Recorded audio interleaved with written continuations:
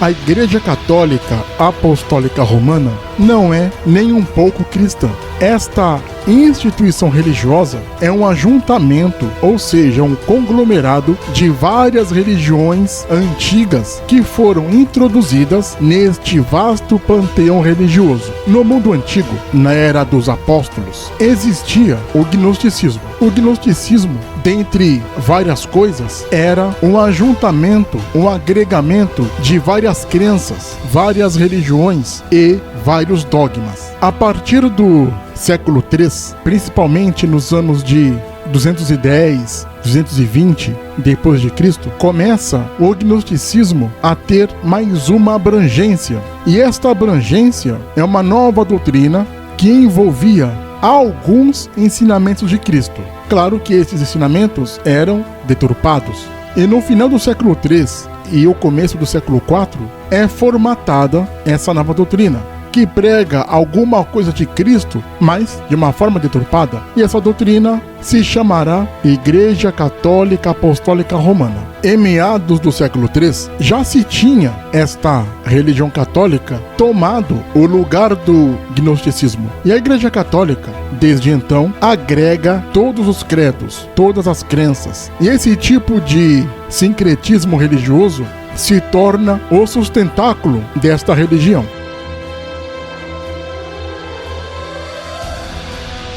Os apóstolos lutaram bravamente contra o gnosticismo. E a Igreja Católica Apostólica Romana é uma igreja gnóstica. Ela apenas mudou de nome, porque o que antes era gnosticismo, hoje se chama Igreja Católica Apostólica Romana. E esta religião gnóstica é a religião mais poderosa do mundo, tendo mais de 1700 anos de tradição e usos e costumes. Mas lembre-se, não tem nada de Deus, não tem nada de Bíblia, não tem nada de Evangelho. Das muitas heresias criadas pela instituição gnóstica católica romana, vou citar apenas um pouco, e vocês verão que ao longo da história, esta igreja gnóstica sincrética foi agregando ao longo desse tempo várias doutrinas, vários dogmas, vários tipos de tradições. Como, por exemplo,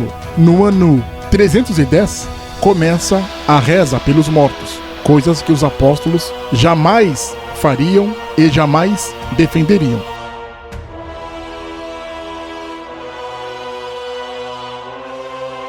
No ano 313 é oficializado o nome, como se conhece, de Igreja Católica Apostólica Romana. E neste ano 313 é mudado a guarda do sábado para o domingo. Ou seja, já começa a instituição do domingo como conhecemos.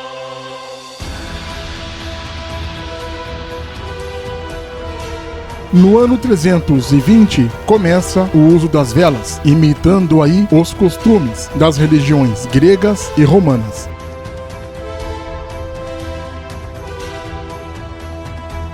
No ano 321, o domingo é oficializado como o Dia do Senhor.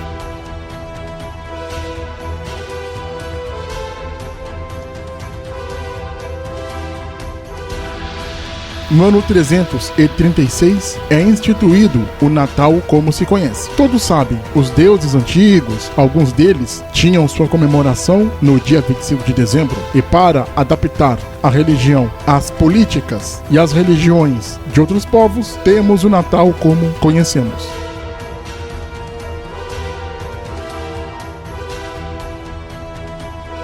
No ano 364, embora fosse oficializado, o domingo é ratificado, confirmado por todo o Império Religioso Católico como o Dia do Senhor.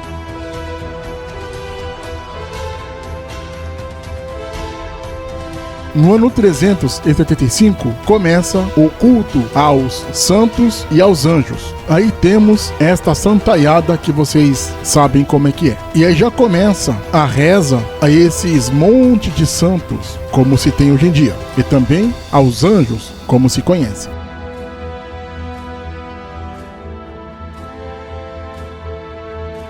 No ano 380, o imperador Teodósio torna o cristianismo como religião oficial.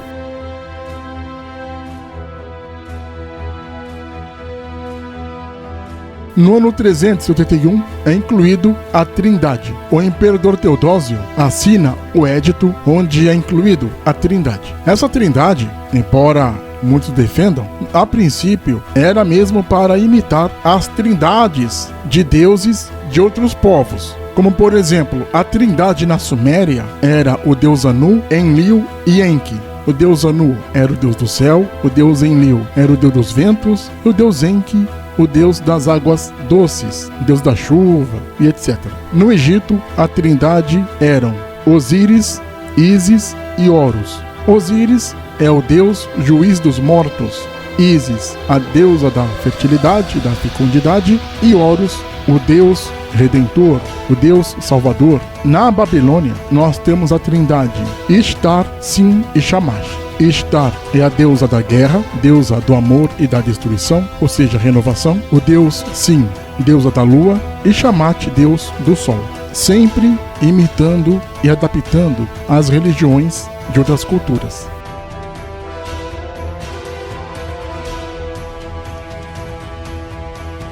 No ano 394 é instituído a missa, como se conhece. Só que, claro, era feita em latim. E a missa em latim começou no ano 394 e durou até praticamente nos anos de 1970, 1980, principalmente em lugares inóspitos, nos rincões dos interiores do planeta.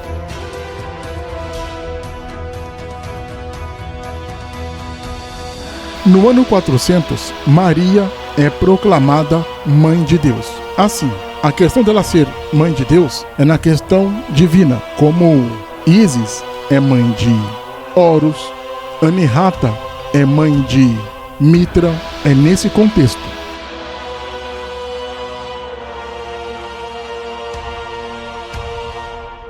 No ano 431, começa o culto à Virgem Maria.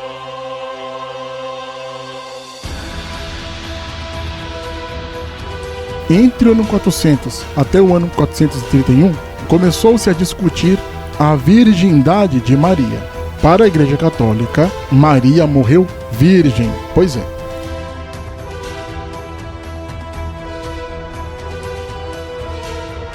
No ano 503, começa a doutrina do purgatório. Segundo a crença deles, algumas almas que não foram bem aqui na Terra ficam em um lugar purgando, ou seja, penando, até ser beneficiados no céu.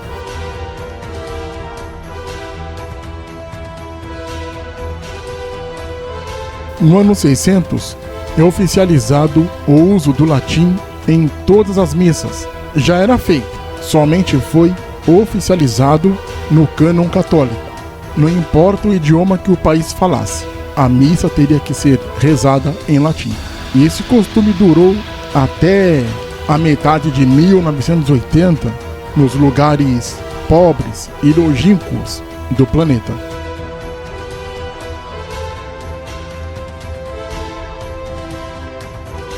No ano 606, o Papa Bonifácio III se proclama Bispo Universal da Igreja, ou seja, ele se proclama Papa. E nós sabemos que tal título não é bíblico.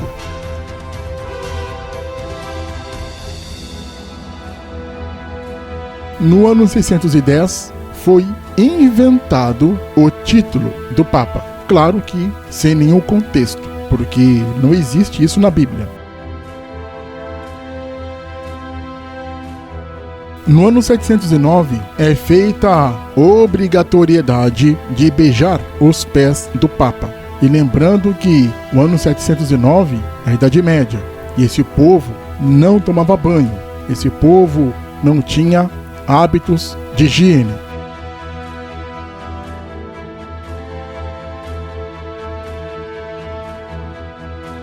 No ano 754, começa a doutrina do poder temporal da Igreja, ou seja, a Igreja Católica Apostólica Romana manda e ponto. Já era feito isso, mas só foi oficializado o que já era feito.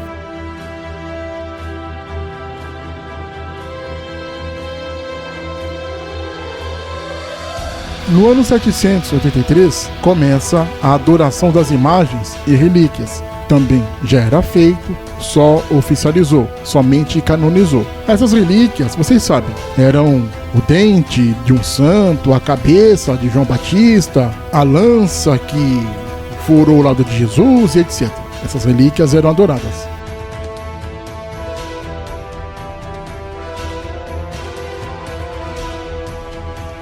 No ano 788, é imposta a adoração dos santos. Por que foi imposta a adoração dos santos? Porque muitas pessoas diziam que era errado. E é errado. Mas teve que ser imposto isso. E quem era contra ia para a fogueira ou para a forca.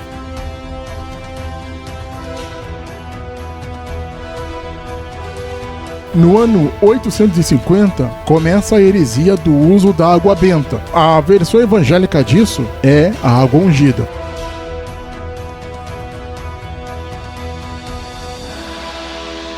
No ano 890, começa o culto a José. José, o pai adotivo de Jesus. Ele vira santo e desde então é conhecido como São José.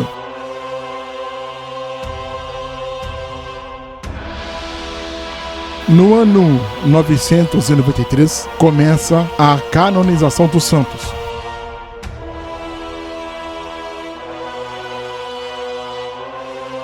No ano 1003, nós temos a instituição das festas dos fiéis mortos. Vocês vão conhecer isto como Dia de Todos os Santos. Os termos irão mudar de país para país.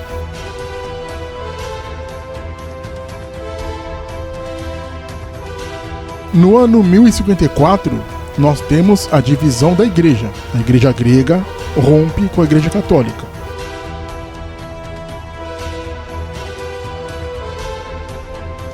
No ano 1074, o Papa Gregório VII institui o celibato clerical, ou seja, os sacerdotes católicos não podem casar. E até hoje é assim. Aí você vê abusos de crianças, homossexualismo e etc. É forte o homossexualismo dentro da religião católica.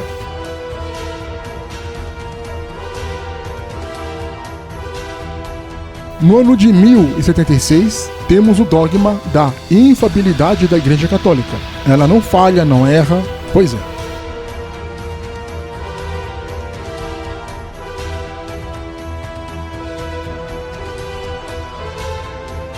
No ano de 1090, o Papa Urbano II institui o Rosário, ou seja, o terço, e também institui as ladainhas.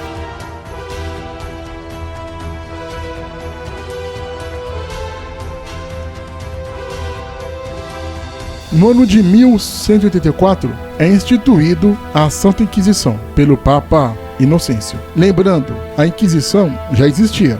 Só oficializou o assassinato das pessoas que eram contra esta religião gnóstica pagã.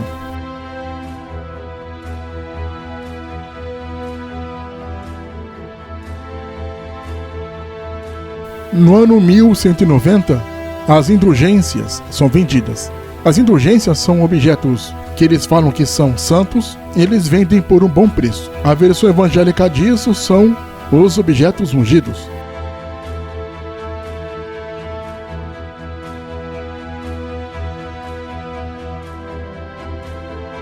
No ano 1200, a hóstia é substituída pelo pão.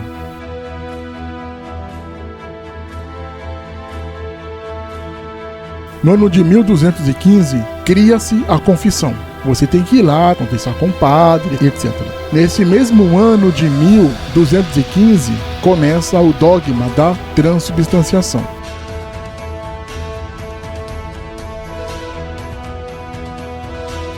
No ano de 1220, temos a adoração da hóstia.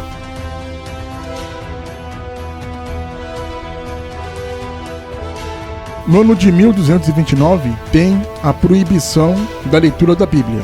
Começa aí a ladainha de que a letra mata, muito estudo não leva ninguém a nada, teologia é coisa do homem, coisas que os evangélicos falam. Então, desde a Idade Média, só os sacerdotes poderiam ler a Bíblia. O povo comum não poderia ler a Bíblia.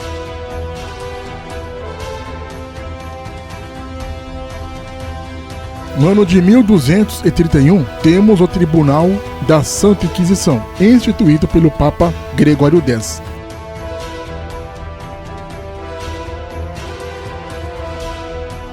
No ano de 1245, nós temos o uso das campainhas ou sinos nas missas.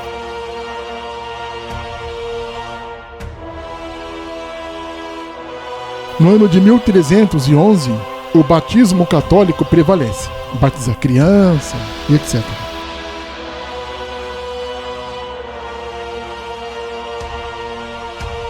No ano de 1316, é instituído a reza da Ave Maria.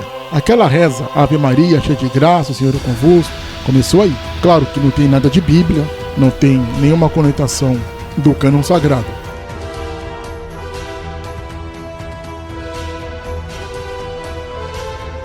No ano de 1415, temos a eliminação do vinho na comunhão. Só os sacerdotes poderiam fazer esta comunhão com o vinho.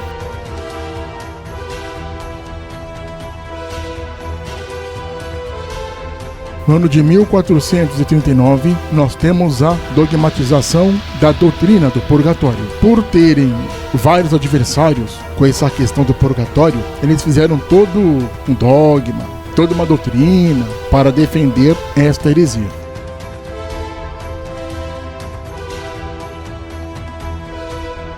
No ano de 1534, temos a Contra-Reforma, com o Papa Paulo III. Como a oposição cresceu muito na Europa, eles fizeram a Contra-Reforma contra a reforma que os protestantes fizeram.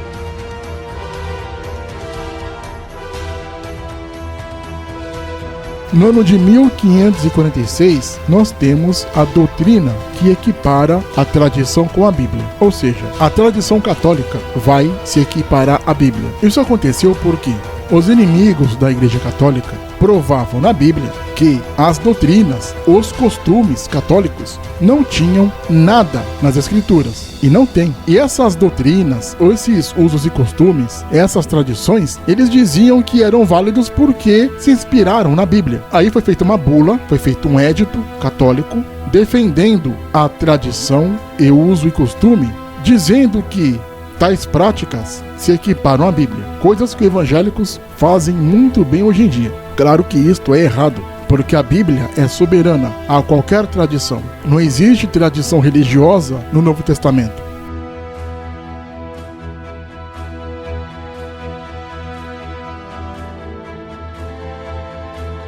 No ano de 1600, temos a invenção do escapulário.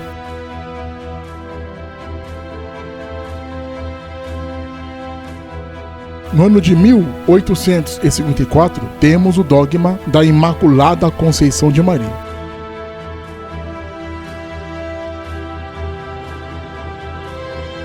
Ano de 1864, nós temos a condenação da separação da Igreja do Estado. E aqui no Brasil, na época do Brasil colonial, quando reinava o Império, era dessa forma. Não podia separar a Igreja do Estado.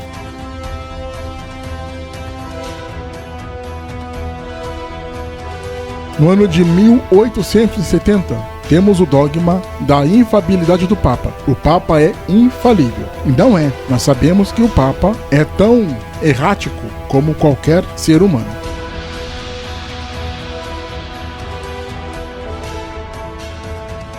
No ano de 1908, o Papa Pio X anula qualquer matrimônio efetuado sem um sacerdote romano. Ou seja, para casar na igreja tinha que ser na católica. E para o casamento ser de Deus, tem que ser na igreja. Nós temos o lado evangélico disso, onde o casamento para ser de Deus tem que ser feito na igreja evangélica. Quando na verdade o casamento é de Deus quando ambos obedecem à Bíblia, independentemente onde casam.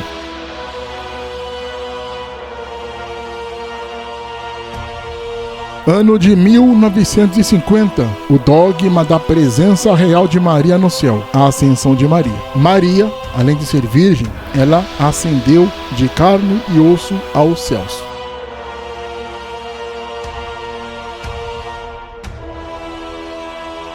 E no ano de 1965, Maria é proclamada mãe da igreja. Maria seria a deusa mãe, a deusa medianeira, a deusa tutelar da religião católica. Assim como a deusa Cibele é a deusa dos frígios, assim como Ísis é a deusa dos egípcios, assim como Anihata é a deusa da religião persa, a deusa mãe, assim como a deusa Hera era a deusa patrona dos romanos, e Maria é mais uma deusa mãe, deusa primordial.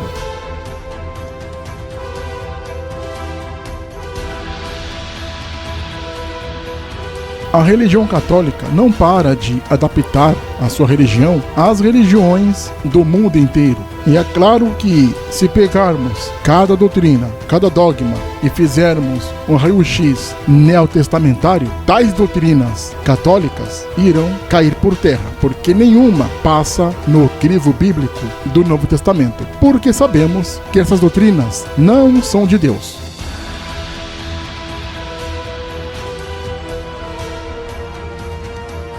A religião católica é uma religião sincrética, gnóstica, dogmática, que preza os preceitos católicos e não os preceitos bíblicos, neotestamentários, os preceitos bíblicos que Jesus impôs no Novo Testamento.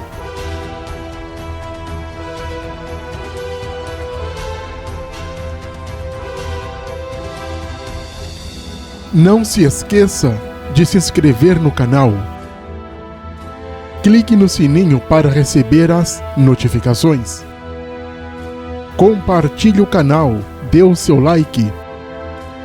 Deixe também seu comentário.